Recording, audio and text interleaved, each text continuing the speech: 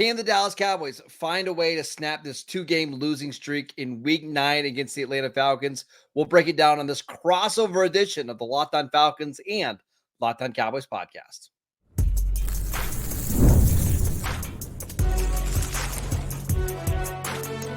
You are Locked On NFL Crossover, part of the Locked On Podcast Network. Your team every day. Welcome back, everyone, to another illustrious episode of not just Locked On Falcons, but Locked On Cowboys, because it is Crossover Thursday. And of course, Crossover Thursday is presented by Prize Picks. Download the app and use code Locked On NFL, and you can win $50 instantly when you play $5. So I am Aaron Freeman, the illustrious host of Locked On Falcons, joined by Marcus Mosher, one of the hosts of Locked On Cowboys, and it is Crossover Thursday, and we will be previewing this epic Week 9 showdown between the Dallas Cowboys and Atlanta Falcons, and we thank each and every one of you that is an everydayer of these two great podcasts, and to become an everydayer, right, to make these podcasts your first listen or first watch each and every day, all you have to do is subscribe or follow for free on YouTube or wherever you listen to podcasts. So with the Falcons hosting the Cowboys, Marcus, I'm going to be, a gracious host and allow you, the co-host of Locked On Cowboys, to talk about what's going on with this Cowboys team this week. And, my hope as a Falcon fan is one thing that isn't going on with the Cowboys is the triumphant return of Micah Parsons. So maybe you can give us an update on that, because if Micah Parsons plays in this game, the Falcons will have no answer for him, even if he's at like 72% or whatever he is coming off his injury. But, what are some of the big issues going on with the Cowboys, and will we see Micah Parsons this week? So outside of the fact that the Cowboys just aren't very good, they've got injuries all over the place. And let's start with Micah Parsons, because that's the big one. They really haven't been able to get any stops at all without Micah Parsons on the field. Last week, there was no player on their team that recorded multiple pressures outside of Chauncey Golston, who had 2. They have no pass rush without Micah. He's not going to play this week. He didn't practice Wednesday. He's really not all that close to playing. Maybe he'll be ready for the Week 10 matchup against Philadelphia. This has always been a 6 to 8 week injury, and we're on week 5 of it right now. He's not going to play. Now, the other interesting thing is, do the Cowboys have corners in this game? Trayvon Diggs, their star outside corner, he's dealing with a calf injury, did not practice on Wednesday. I do think he'll probably play. But Daron Bland, their all-pro cornerback from last year, he's dealing with a Liz Frank injury. I've got some concerns that he's not going to be ready to practice or to go this week. Did not practice on Wednesday at all. Has not played this season. And with the Cowboys only have 3 all-pro players on defense, and if all 3 of them were to miss this game, I just don't see how they get stops on that side of the ball. Well, I will say this on Micah Parsons, rest up Micah. The Cowboys need you for some of these divisional matchups. You don't need to go out there and play against the Atlanta Falcons. What do you got to do at this point in time? So, it is a devastating blow if the Cowboys cannot get some of their key playmakers back this week. Obviously, with the Falcons coming off a red-hot performance against the Tampa Bay Buccaneers, we'll sort of see if they can pour it on this Dallas defense that has struggled mightily this season. But, is this Cowboys offense good enough to kind of carry the team? And potentially, if we get into a potential shootout with this Falcons offense, can they win that way with the defense down so mightily? That hasn't been the case so far this year. And maybe one of these games it'll click. It's in a dome in Atlanta. Maybe the Cowboys offense just goes off, but we've been waiting for that all season long. They just haven't had one of those games where everything is clicked. They can't run the ball. They have one weapon on offense in CeeDee Lamb. Again, I have some confidence that it eventually will get figured out, that the offensive line, the young offensive line, will start to mesh. But until it happens, you can't predict that it's going to be a week where they finally score 30 points. I mean, you look at that 49ers game. I mean, it was a struggle for them to get 20 points. It didn't happen until the very, very end of the game. I just don't see that happening yet. And with Zach Martin dealing with a back issue, elbow issue, I don't know how the Cowboys are going to get this offense off the ground. And I guess, Marcus, big picture stuff, you bring up Zach Martin, the best guard football, future Hall of Famer, from what I've seen watching the Cowboys this year, and obviously I haven't watched as much as you have, but he feels like a shell of the great player that he once was. And it kind of just feels like a microcosm of the Cowboys, where it's like, this was kind of, last year was their all in kind of year. And this year, it was kind of we're going to run it back and see if we can catch, lightning in a bottle, I guess.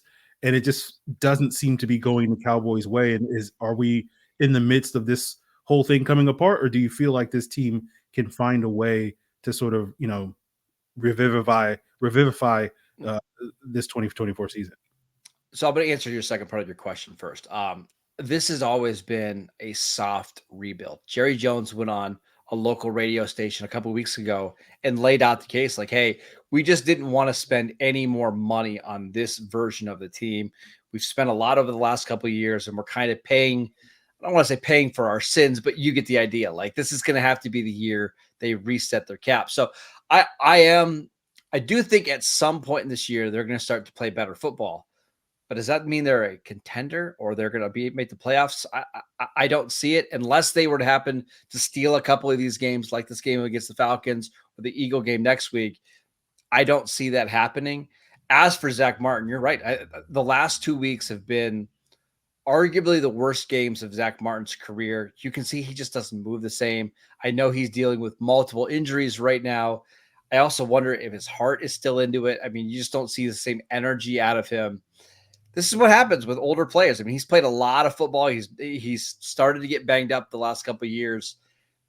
You'll see number 70 out there on Sunday, but it's not the same all-pro player that we're used to seeing. Yeah. So, one player that is coming for that crown is Falcons guard Chris Lindstrom as potentially the best guard in football.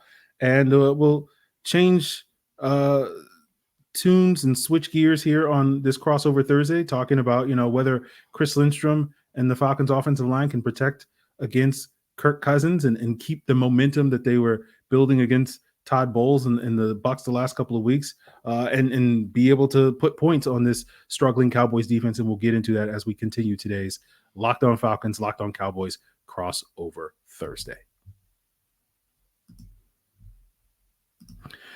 Our friends over at 5 Hour Energy know that being a passionate football fan isn't just a hobby, it's a way of life. And it takes a lot of energy to power through all the tailgates and touchdown celebrations, which is why they've created the Stand the Fan 5 Hour Energy Shot with a special flavor called Fan Fuel, the energy shot made just for super fans just like you. We see you.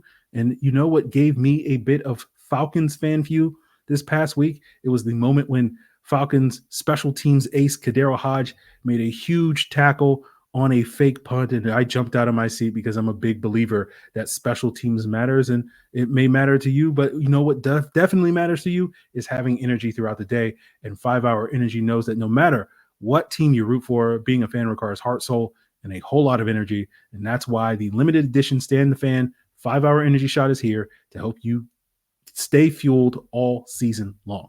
So what's your fan fuel this week? Whatever it is, do it with 5 Hour Energy. Available on 5hourenergy.com, shipped nationwide. Continuing today's Locked On Falcons, Locked On Cowboys crossover Thursday with myself, Aaron Freeman, joined by Marcus Mosher, Locked On Cowboys, and talking about the Atlanta Falcons coming off a big win, now 4-0 in the NFC South, seemingly cleared the path to, potentially making the playoffs and winning this division. But as Cowboys fans know, the last time the Falcons, or not the last time the Falcons and Cowboys played, but one of the more recent times the Falcons and Cowboys played, the Falcons had a lead and they managed to blow it on a big special teams play. Very consequential, but we'll see if the Falcons can keep this momentum going. But one of the ways that they can keep this momentum going is with the big story on offense, which is Kirk Cousins is coming off arguably his best game. He's played 2 really good games against the Tampa Bay Bucs this year, but he's proven he can ball out against Tampa Bay. Can he ball out consistently against other teams? We haven't consistently seen that in the 6 other games. We've seen moments for Kirk Cousins. And so this is a golden opportunity, as Marcus, you broke down earlier. this Cowboys defense is reeling. They can't rush the quarterback. They have some woes in the secondary. The Falcons kind of have a pick your poison sort of skill position group where, Raheem Morris spoke earlier this week about how, some weeks somebody's not going to get the ball, but when Darnell Mooney's eating and Tyler Algier and Bijan Robinson and Kyle Pitts and Drake London, there's only one football to go around, but all of these guys have been making plays throughout this season. And so that seems like a juggernaut that could really do some damage against a Cowboys defense that is struggling, as you mentioned, Marcus. Yeah, my big question for you, Aaron, is we're out of Kirktober now, and we're going to Kirkvember. I don't know. Historically, Kirk has been awesome in October.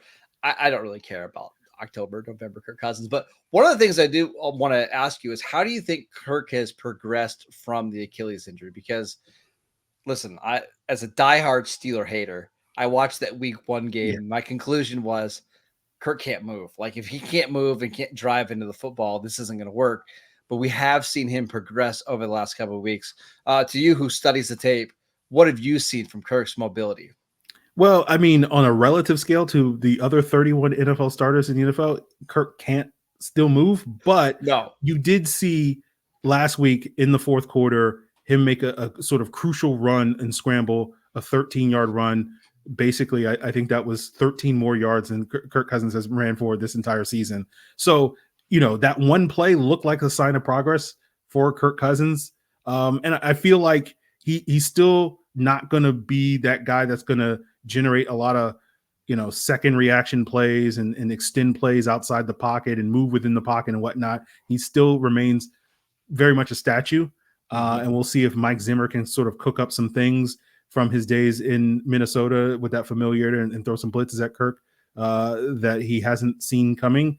And so, yeah, the mobility is still a major concern with Kirk Cousins, but it does feel like, based off of what we saw this past Sunday against Tampa Bay, it is progressing to be not a massive liability like it was in that Week 1 matchup. Yeah, I mean, you could just see he wasn't confident in stepping into any of those throws. But I want to talk about some of the weapons on this offense. Obviously, everybody knows about Bijan, Kyle Pitts, and Drake London. But one of the reasons that I'm so bullish on this Falcons team this year is because of Darnell Mooney, who's played really well over the last couple of weeks. He's one of the guys for me that's an X factor in this game. If he's making big plays down the field, Dallas has no chance. But I wanted to ask you, what have you thought of Darnell Mooney in his first year with Atlanta?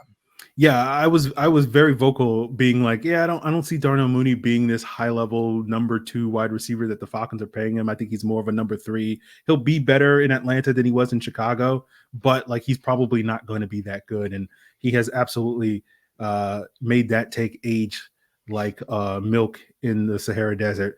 Kind of like your AJ Terrell take. No. I had to go. I had to go there. I'm sorry. I forgot about that one. Yeah, I know. Falcon fans haven't forgotten, but no, I'm kidding. Yeah, he's played great. He's been much more effective as that vertical threat. Like, he was not that effective in Chicago. And I remember getting into debates with Falcon fans, and they were like, well, he was, he didn't have the quarterback play, and he has Kirk Cousins now. I'm like, well, I don't know if the quarterback play matters, because Justin Fields was hitting all those deep throws to DJ Moore, and he wasn't hitting any of them to Darnell Mooney. And that you get to Atlanta, and the quarterback play does seemingly matter. And so Mooney has been outstanding these last couple of years as a vertical threat, as an outside receiver, stretching defenses. He's still not the world's greatest yak guy. He's still not the greatest contested catch guy, but he gets enough separation, especially on some of those vertical routes, that it doesn't really matter all that much, and he can be a playmaker for this team. Still reeling from that AJ Terrell comment. I completely forgot about the 2020 draft. But thank you for letting CeeDee Lamb fall to the Cowboys. It's very much appreciated. I can't imagine what their offense would look like without him. But, you're doing all right. All right. I want to ask you about the defense. Because again, if the Cowboys want to win this game, it's going to be through the air. Talk to me about Atlanta's pass rushers. Obviously, they have Matt Judon. Grady Jarrett's still there, but have they been able to generate a consistent pass rush this season? No, they're dead last in sacks, and it is reflective of what this team's ability to get after the quarterback. Baker Mayfield dropped back to throw 50 times. The Falcons got 0 hits, 0 sacks on him last week. That kind of tells you the story. This is my main concern with this game, because when you can't get pressure on a quarterback like Dak Prescott, and I know Dak has not necessarily had the best season of his career this season, but this is a golden opportunity for him to have a get-right game. This is a golden opportunity for this Cowboys offensive line to sort of bounce back based off of their recent struggles. And the Falcons can't really slow down Dak Prescott. I don't know if they really have an answer for CeeDee Lamb, especially when he lines up into the slot where, they're arguably their weakest corner and D. Alford lines up. So this is an opportunity for, I think, Dallas's passing attack to really, go ham in this game, because the Falcons can't really get the pressure that they necessarily need to in order to force, some of these turnovers that Dak has been prone to this year. One more question about the defense before we move on. The Cowboys, or at least Dak, has struggled when he's played teams that have really high quality linebackers that can cover all over the field. I know Atlanta has Troy Anderson, who was a pre-draft love of the Locked On Cowboys show. But can you talk to us a little bit about Atlanta's linebackers this season? Yeah. Troy Anderson's missed the last 4 games. We don't know quite if he's going to come back this week with a knee injury. So his presence would be able to provide a little bit of that value. He's still an up and down raw player, but the last time he played an outstanding game against the Saints. He won NFC Defensive Player of the Week that week. And so the hope was that that's going to be more consistent performance for Troy Anderson moving forward. But obviously he has to get healthy before that can happen. But their other linebackers aren't great in terms of coverage ability. Caden Ellis is okay, but his specialty is rushing the quarterback. Nate Landman is much more of a old school downhill run thumping, Levon Kirkland type of linebacker, which is not necessarily going to get it done in the ways. And, that rookie JD Bertrand has flashed some things, but he's not necessarily a guy that I think is going to be able to fill those big shoes and be the type of playmaker that you're talking about. Yeah, and the Cowboys love throwing the ball up the middle of the field, whether it's CeeDee Lamb out of the slot, Jake Ferguson, Jalen Tolbert's been playing more in the slot as well. I fully expect the Cowboys to try to attack the middle of the field, avoid Jesse Bates and Justin Simmons as much as possible. And we'll get to keys to victory, but the Cowboys are not a vertical passing attack. That's just not what they do well. When they're at their best, they're throwing the ball in the short to intermediate parts of the field 40, 50 times a game. In that way, Aaron, I do think the Cowboys might have at least some advantage on offense. Yes, you're absolutely right. That's the style of defense that the Falcons play, is the style that is willing to concede those, to basically let you dink and dunk the ball down the field.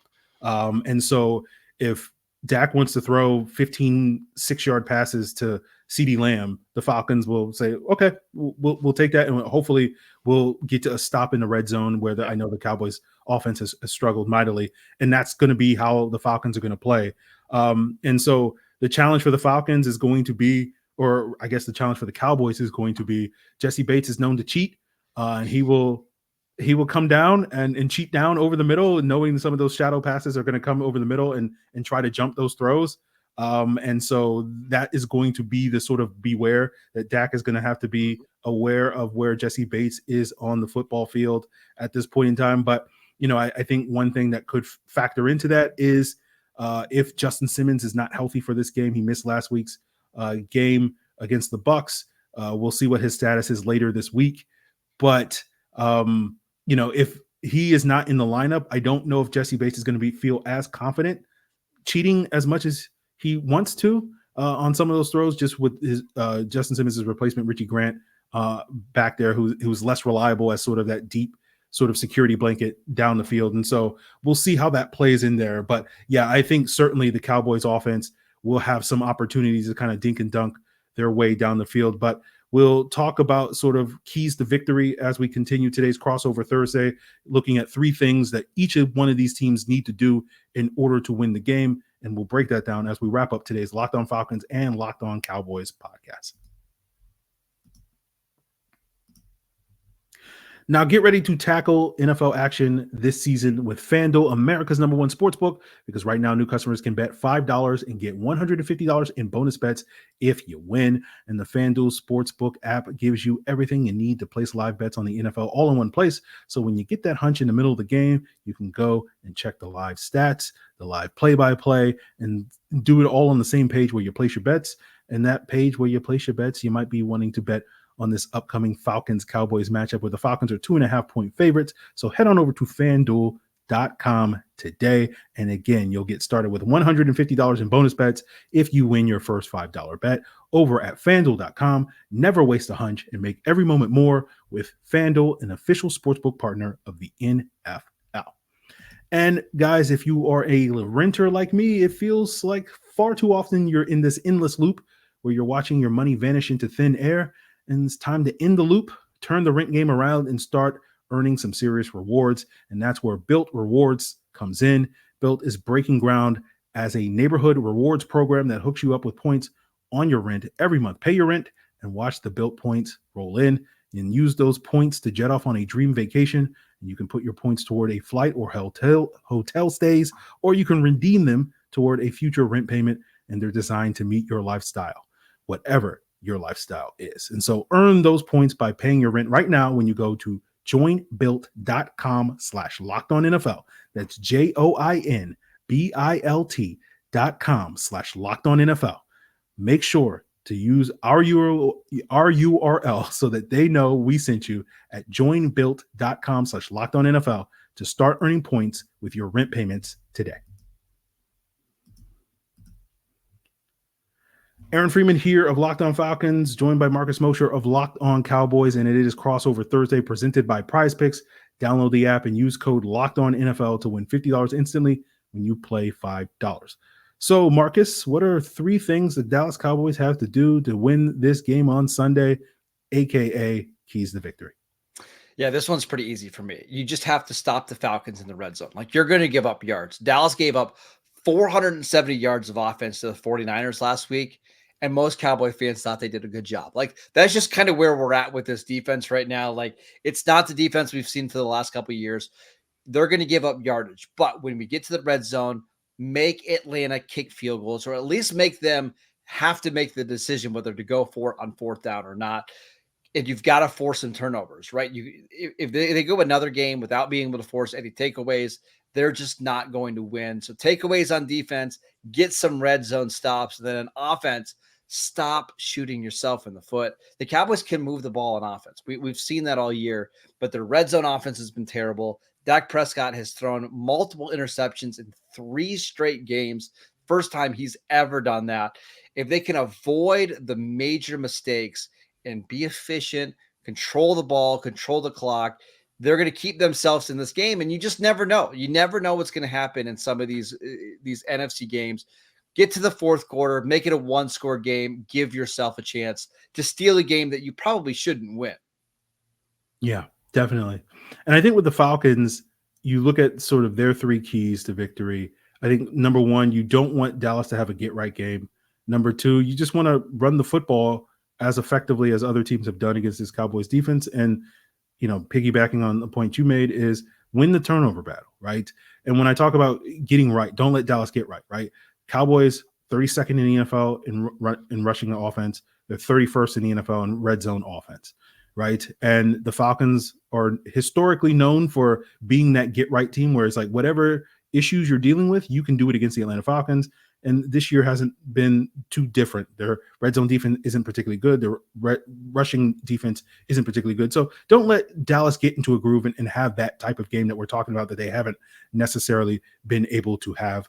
And then just break their will with the Falcons' own run game, right? I know some of these stats can be a little misleading because teams tend to run the football more when they're up in games. But under Mike McCarthy, when teams run for over 140 yards against the Cowboys are 5-15. I think they've lost 11 straight times when teams have hit that benchmark. So let's make it 12 if the Atlanta Falcons are doing what they're able to do. And then, of course, win the turnover battle. I think turnovers are going to be key in this game because guess which 2 quarterbacks lead the NFL, according to PFF, in turnover-worthy passes or turnover-worthy plays this year. It's Dak Prescott and Kirk Cousins. So there's going to be probably a little bit of chaos. There's probably going to be a back-and-forth game. It's probably going to come down, as you say, to, some of these closing minutes and something wonky could happen. 7 out of the Falcons' 8 games this year have been 1-score games, basically midway through the 4th quarter. And so that's a razor-thin margin for error. The Falcons have been able to finish the majority of those games, but you never know. And a turnover here or there can put you behind the 8 ball in these situations. And so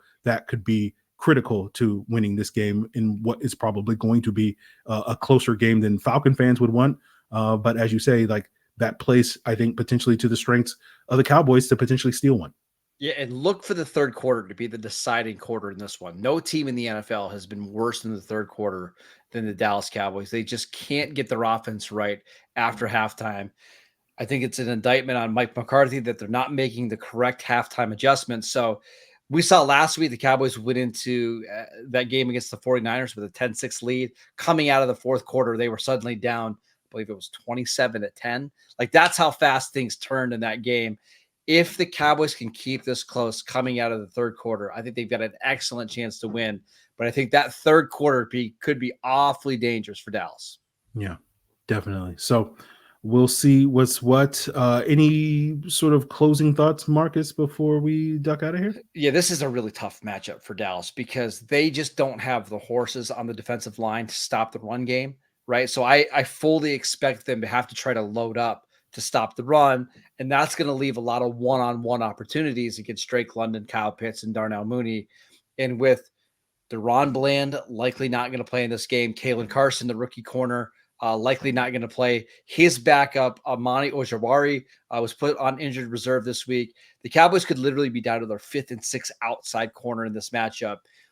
They're going to need a lot of luck to win this game, but we've seen in the NFL anything can happen. So looking forward to it.